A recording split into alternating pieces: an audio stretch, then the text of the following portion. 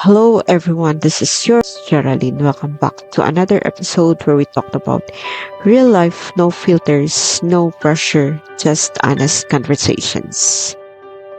Today's topic is something we all go through, how to survive everyday life. Because let's be real, hindi araw-araw okay tayo. Some days we're strong, some days we're just surviving. Surviving every life doesn't mean you have everything figured out. It doesn't mean you're always happy, productive, or motivated. Sometimes surviving simply means you woke up, you tried, you didn't give up, and that's enough. Let us share a few simple ways we can survive each day, step by step. Take it one day at a time. Stop thinking about tomorrow's problems, next week's deadlines, or what might go wrong. Focus on today. Ask yourself, what can I do right now? Even small progress is still progress. Allow yourself to feel. Hindi mo kailangan maging strong palagi. If you feel tired, rest. If you feel sad, cry. If you feel lost, pause. Your emotions are valid. You are human, not a robot.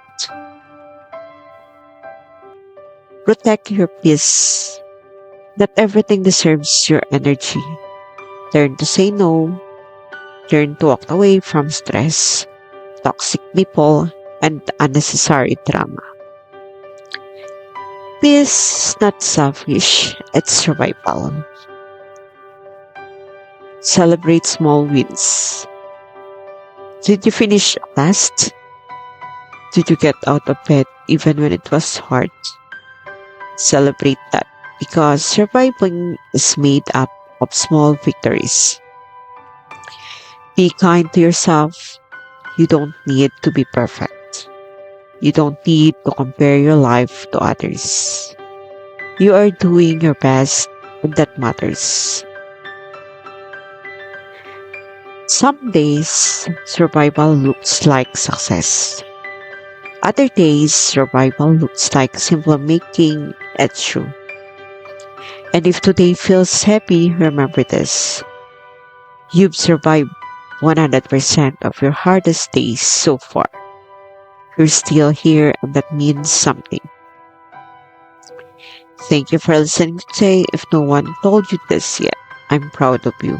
Keep going, one day at a time. This is your host, Geraldine, reminding you that surviving is already a form of strength.